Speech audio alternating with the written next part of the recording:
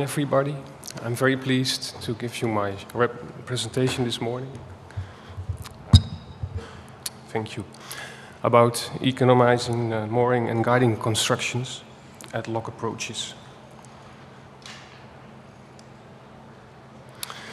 Bernard already introduced me as a person. I was a former professional captain on the large commercial sailing ships. Yesterday morning we had beautiful weather in this town and I walked along the harbors, the old harbors. It was really beautiful, but I missed the ships. Except for two ships, the big sailing ships. So I was happy again.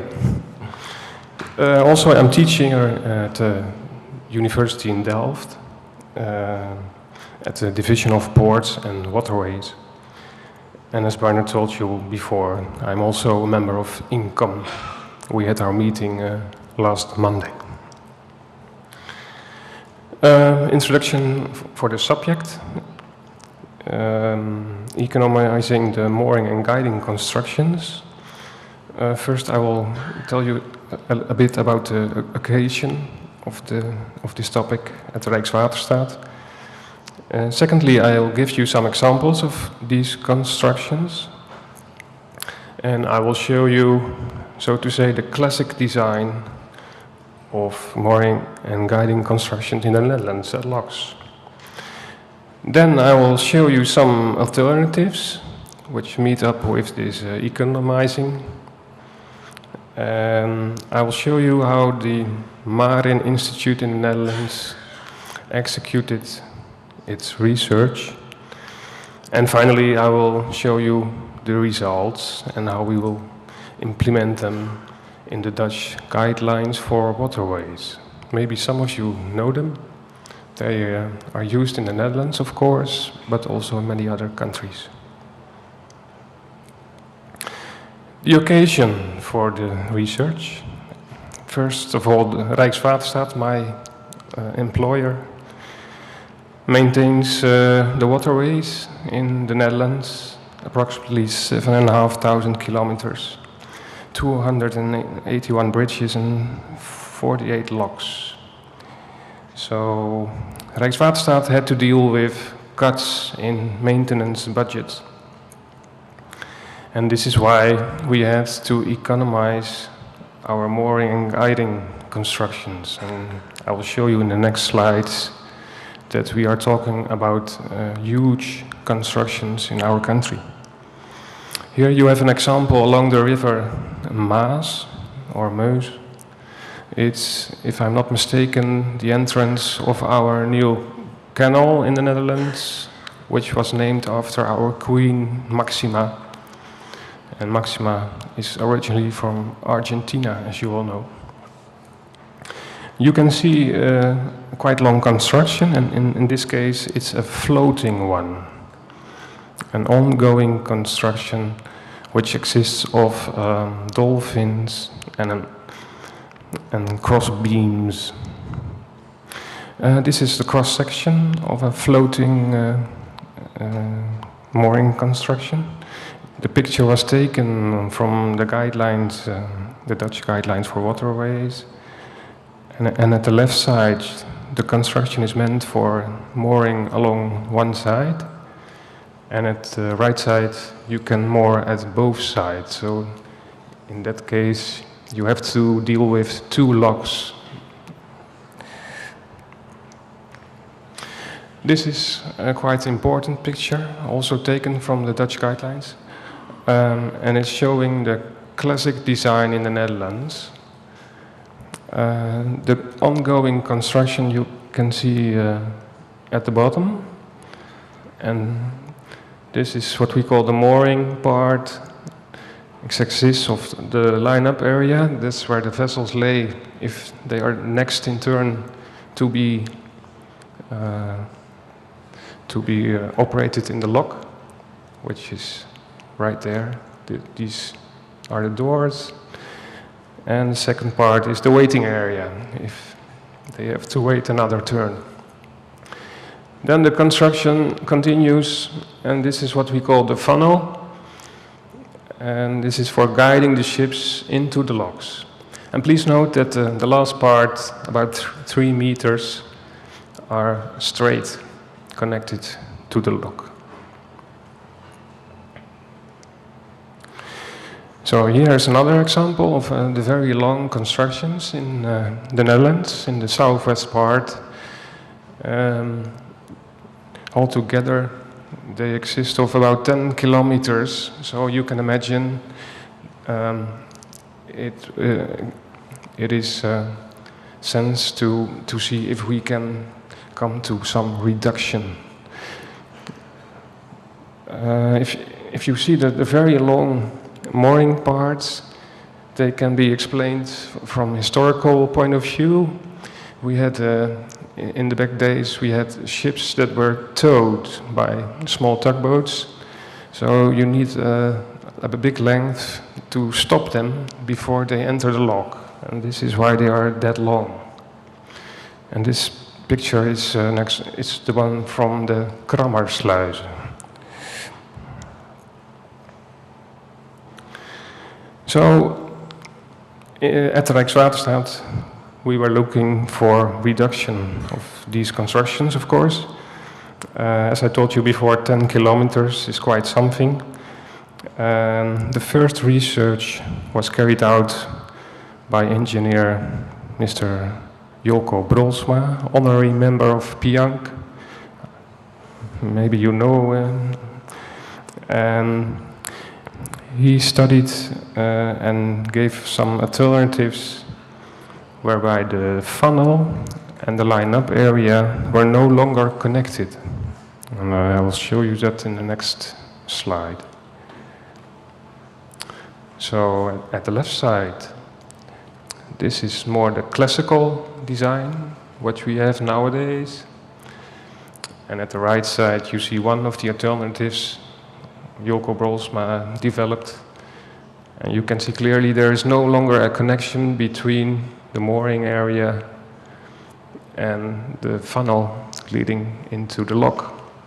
And that's quite different from what we have now, of course.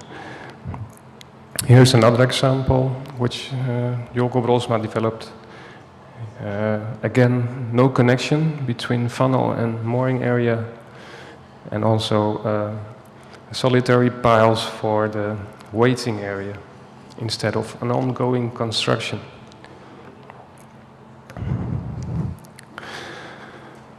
So confronted with his results, still we had some doubts about this, so to say, evolutionary or even revolutionary concept, especially this gap between the funnel and the line-up area.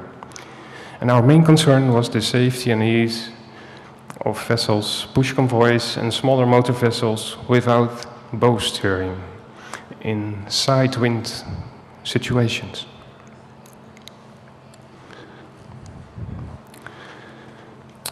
This is the reason that we asked the Marine Institute in the Netherlands to do a second opinion research. And of course the main goal was to see if this gap can be done like that. And also two other aspects were to study. One, the form of the connection between the funnel and the lockhead. I will show you later. And secondly, the necessity and dimensions of provisions on dolphins.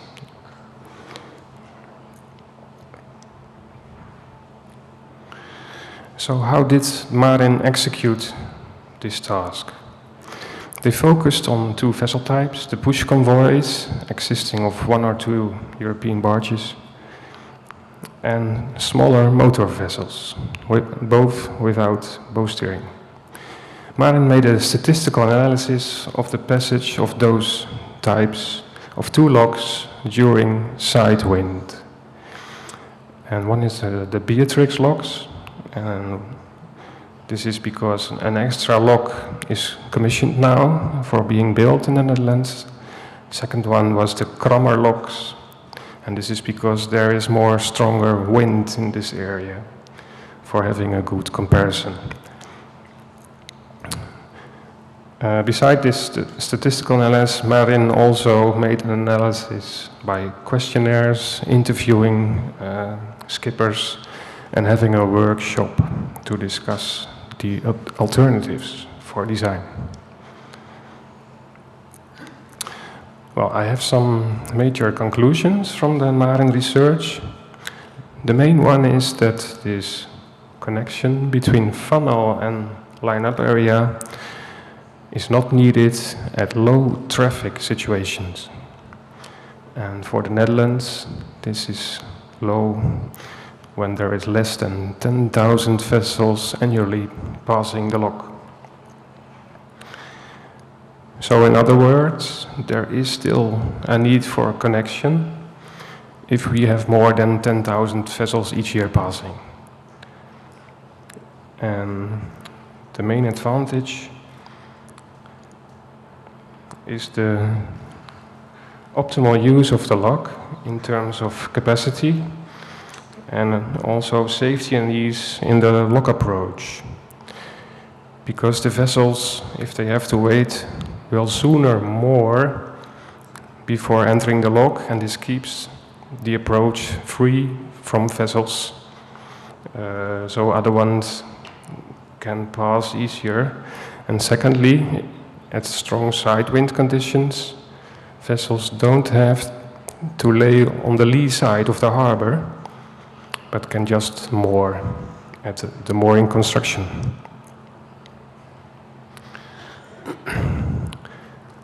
Another result of the Marin research was the form and the length, the form of the funnel, and they looked at a few aspects of it. So the Dutch guidelines now prescribe a curved connection between the funnel and the lockhead. You can see it in the picture. It's just this part. And the aim of this part is preventing vessels to get jammed in the lockhead if the lock is not much wider than what we call the minimum lock. And I will show you later on what the minimum lock dimensions are in the guidelines.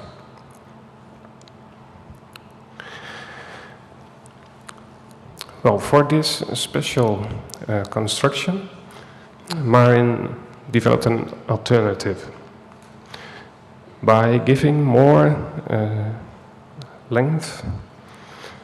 The first part of the guiding construction coming from the lockhead. So this part, which is now described at minimum 3 meters, Marin found out that if you make it some longer, you can prevent vessels from getting jammed in the lockhead. And this is the formula that goes with it to determine what length is needed. In this table, Marin made these accountants, and here you can see the results. And this is the beam of the ship. This is the beam of the lock. And you can see what extra meters of this first straight section you need from preventing vessels getting jammed. Also, Marin took a closer look to the gradient of the funnel. And it was shown that 1 to 4 gradient is acceptable for the bush convoys, and there is no need for a curved connection, so there can be a direct transition from the straight part of the funnel. Another thing was that the funnel, the straight part to the, I'm sorry. So there was a length of 76 meters needed as a minimum for this funnel. Another aspect marine research was done was, of course, if it's possible for certain parts of the mooring construction to be replaced by dolphins, solitary piles. And marine found out in all cases they can be used at waiting areas instead of this expensive ongoing construction. They can also be used at line-up areas, but again, only if the traffic is not too high, maximum 10,000 vessels annually. And another aspect is that in both cases, the piles should be provided with flat fendering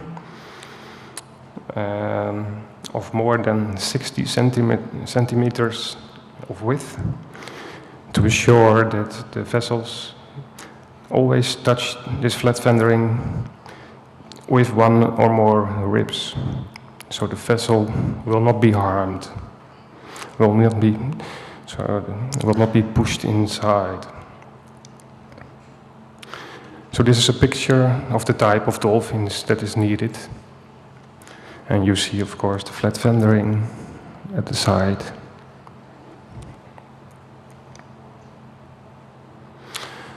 Well, then the last of my presentation. What to do with these results? They will be implemented in our Dutch guidelines for waterways. And a revision of these guidelines is foreseen in the year of 2016.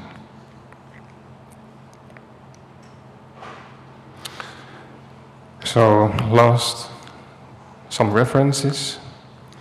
Of course, the marine study is mentioned, number 3.